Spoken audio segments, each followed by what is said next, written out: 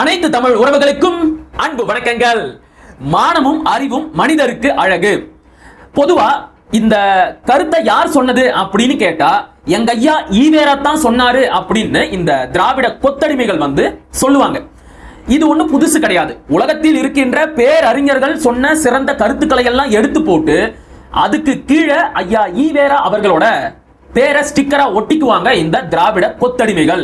சரி, ஓகே. அப்படி ஈவேரா சொன்னதாக சொல்லப்படுகின்ற மானமும் அறிவும் மனிதருக்கு அழகு அப்படிங்கிற இந்த கருத்துக்கு ஏத்த மாதிரி ஒரு மனிதனுக்கு உண்மையாகவே மானமும் அறிவும் இருந்தா அவன் திமுகவுல இருப்பானா அப்படிங்கிற ஐயம் எனக்கு ரொம்ப நாளா இருக்கு.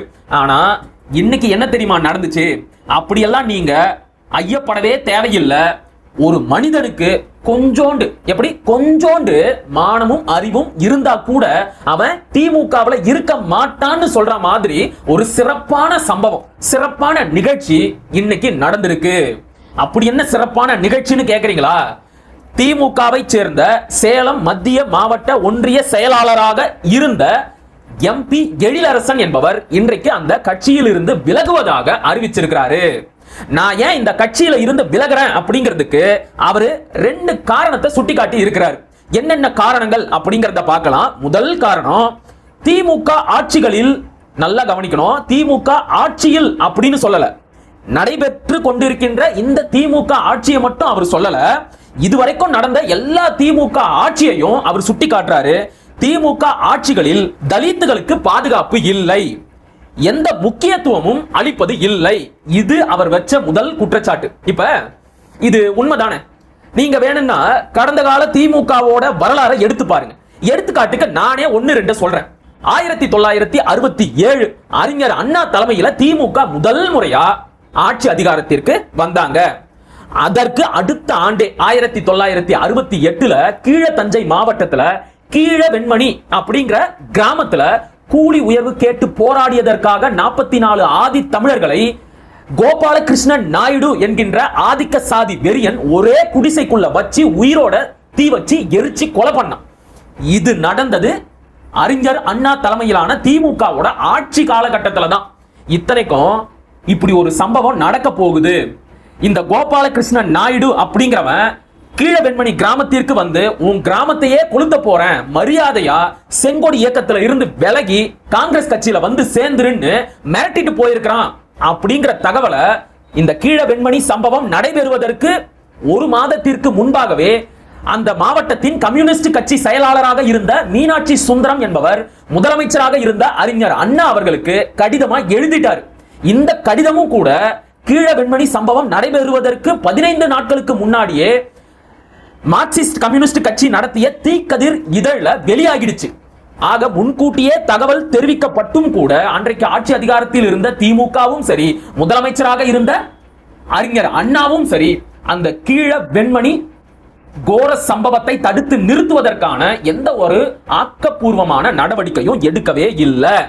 இது மிக முக்கியமான சம்பவம். அடுத்ததா ஐயா கருணாநிதியோட ஆட்சி காலத்தை எடுத்துக்கலாம்.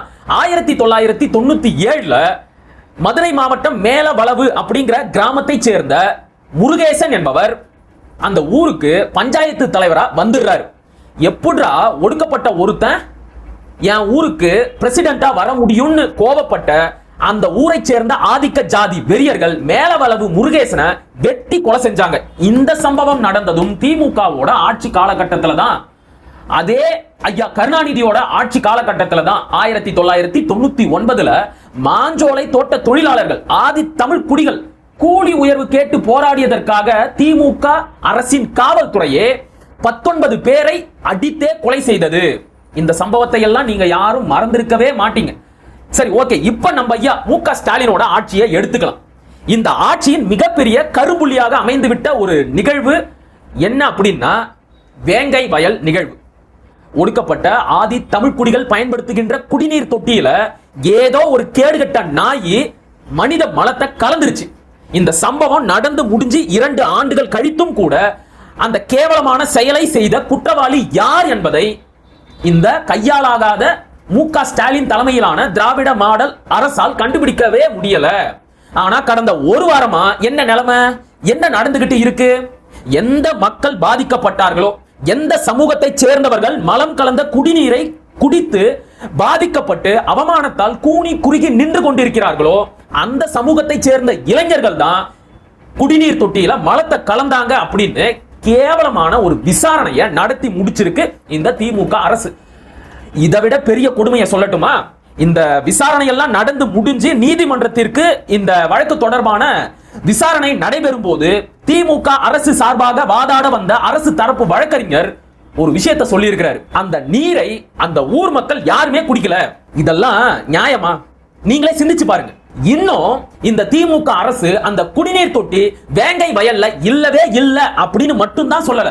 அதை தவிர மற்ற எல்லா கேடுகட்ட கேவலமான செயலையும் இந்த வேங்கை வயல் சம்பவம் தொடர்பாக செய்து முடித்து பாதிக்கப்பட்ட மக்களையே குற்றவாளிகளாக மாற்றி இந்த தமிழ் இனத்திற்கு முன்பாக நிறுத்தி இருக்கிறார்கள். நீங்க ஏன் எடுத்துக்காட்ட தேடி வரலாறுக்கெல்லாம் போகணும்?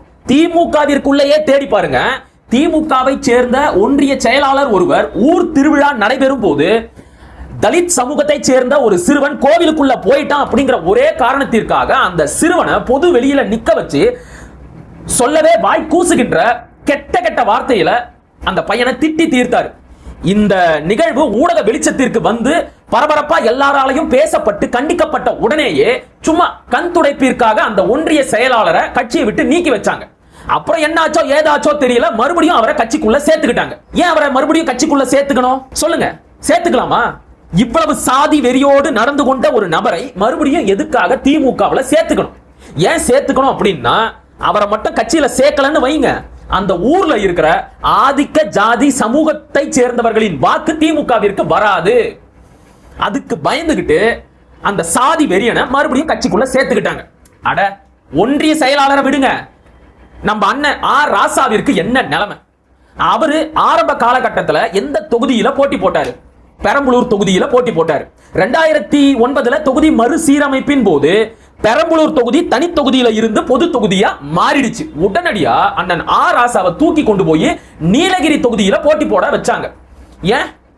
திமுக நினைச்சிருந்தா அண்ணன் ஆர் ராசா அவர்களை பெரம்பலூர் தொகுதியிலேயே நிற்க வைத்து அவரை வெற்றி பெற செஞ்சிருக்க முடியுமா? முடியாதா? முடியும். இவங்க தானே சாதி ஒழிப்பு, சமத்துவம், சகோதரத்துவம் எல்லாம் பேசுறாங்க.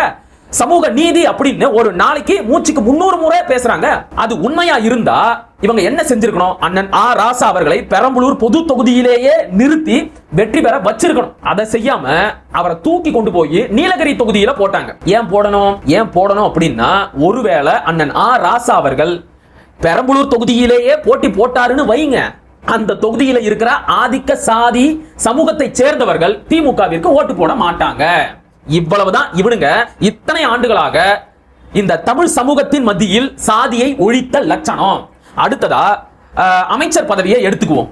இதுவரைக்கும் திமுக 5 முறை இந்த தமிழ்நாட்டை ஆண்டு இருக்கு. ஏதாவது ஒரு ஆட்சி காலகட்டத்தில் ஐயா கருணாநிதியோ ஐயா ஸ்டாலினோ ஒடுக்கப்பட்ட ஆதி தமிழ் குடியை சேர்ந்த ஒரு சட்டமன்ற உறுப்பினருக்கு முக்கியமான அமைச்சர் பதவியை கொடுத்திருக்கிறாங்களா? அவ்வளவுதான் என் கேள்வி. கொடுத்திருக்கிறாங்களா? அறநிலையத்துறையோ பொதுப்பணித்துறையோ கொடுத்திருக்கிறாங்களா? இப்ப காமராஜரை எடுத்துக்கிட்டா, அவரு ஆதி தமிழ் குடியை சேர்ந்த பரமேஸ்வரன் என்பவரை அறநிலையத்துறை அமைச்சரா போட்டார். வேற வழியே கிடையாது. அறநிலையத்துறை அமைச்சர் கோவிலுக்கு போகும் போதெல்லாம் அந்த கோவிலில் இருக்கின்ற அர்ச்சகர்கள், பார்ப்பனர்கள் அமைச்சருக்கு பரிவட்டம் கட்டி பூரண கும்ப மரியாதை கொடுத்து கோவிலுக்குள்ள அழைச்சுக்கிட்டு போயே ஆகணும். யாரு கோவிலுக்குள்ள விடமாட்டேன் அப்படின்னு சொன்னானோ அவனே வந்து முதல் மரியாதை கொடுத்து கோவிலுக்குள்ள கூட்டிக்கிட்டு போக வச்சாரு பாருங்க காமராஜர். அது சமூக புரட்சி. ஆனா சும்மா வெத்து வேட்டுத்தனமா சமூக நீதி, சகோதரத்துவம், சாதி ஒழிப்பு அப்படின்னு எல்லாம் பேசிக்கிட்டு திரியிறாங்களே இந்த திராவிட திருவாளர்கள், அவங்கள யாராச்சும் இதுவரைக்கும் ஒடுக்கப்பட்ட ஆதி தமிழ் குடியை சேர்ந்த ஒரு சட்டமன்ற உறுப்பினரை அறநிலையத்துறை அமைச்சரா ஆக்கி இருக்கிறாங்களா? பொதுப்பணித்துறை அமைச்சரா? கிடையாது. மிஞ்சி மிஞ்சி போனா ஆதி திராவிட நலத்துறையை தூக்கி கொடுப்பாங்க. இவ்வளவு ஆண்டுகளாக நாம கத்தி கத்தி விமர்சனம் செஞ்சு செஞ்சு இப்பதான் ஐயா கோவி செழியன் அவர்களை உயர்கல்வித்துறை அமைச்சரா போட்டு இருக்கிறாங்க. இந்த மாற்றம் வருவதற்கே இந்த திமுகவிற்கு எத்தனை ஆண்டுகள் ஆகியிருக்கு? 50 ஆண்டுகள் ஆகியிருக்கு. சரி, இவரோட அடுத்த குற்றச்சாட்டுக்கு போகலாம். அதை விட்டு ரொம்ப தூரம் வந்துட்டோம். எழிலரசன் முன்வைத்த 2வது குற்றச்சாட்டு என்ன அப்படின்னா, அதுதான் இருக்கிறதுலயே ஹைலைட். அவர் என்ன தெரியுமா சொல்றாரு? பேரனுக்கு பேனர் வைக்கவும் போஸ்டர் ஒட்டும் நிலை வெகு தொலைவில் இல்லை, இதற்கு நாங்கள் தயாராக இல்லை. கவிதை மாதிரி இருக்குல்ல. பேரனுக்கு போஸ்டர் ஒட்டும் நிலை வெகு தொலைவில் இல்லை, அதற்கு நாங்கள் தயாரில்லை. இதுவும் உண்மைதானே? நீங்களே பாருங்க, ஐயா கருணாநிதி இருந்தாரு, அடுத்ததா அவருடைய மகன் மு.க. ஸ்டாலின் அவர்கள் வந்தாரு, இப்ப அவருடைய மகன் உதயநிதி ஸ்டாலினை துணை முதலமைச்சரா கொண்டு வந்துட்டாரு. அடுத்ததா கொஞ்சம் கூட கேப் விடாம உதயநிதி தன்னுடைய மகனான இன்பநிதிய கொண்டு வர முயற்சி செஞ்சுக்கிட்டு இருக்கிறாரு. சமீப காலங்கள்ல இன்பநிதி அவர்களுக்கு இந்த ஊடகங்கள் அதிகமான வெளிச்சத்தை கொடுக்கறத நீங்களே பார்த்திருப்பீங்க. இன்பநிதிய ஓவரா ப்ரோமோட் பண்ணிக்கிட்டு இருக்கிறாங்க. கடந்த ஆண்டு திமுக சார்பாக நடைபெற்ற இளைஞரடி மாநாட்டுல இன்பநிதிக்கு கட்சியோட யூனிஃபார்ம் போட்டு சிறப்பு அழைப்பாளரா அழைச்சுக்கிட்டு வந்தாங்க. இப்ப நடந்த ஜல்லிக்கட்டிற்கு கூட இன்பநிதி அவர்கள் சிறப்பு அழைப்பாளராக அழைக்கப்பட்டு இருந்தார். துணை முதலமைச்சர் ஐயா இன்பநிதி, ஆனா மற்றவங்க எல்லாரும் நின்னுகிட்டு இருந்தாங்க. முக்கிய அமைச்சர்கள், மாவட்ட ஆட்சியர், இன்னும் பல அதிகாரிகள் எல்லோரும் நின்னுகிட்டு இருந்தாங்க நாற்காலி இல்லாம. ஆனா நம்ம இன்பநிதி நம்முடைய துணை முதலமைச்சருக்கு பக்கத்திலேயே இருக்கை கொடுக்கப்பட்டு அமர வைக்கப்பட்டார். அது மட்டும் கிடையாது, கொஞ்ச நாளைக்கு முன்னாடி இன்பநிதி பாசறை அப்படின்னு ஒரு பாசறையே தொடங்கிட்டானுங்க கொத்தடிமைகள்.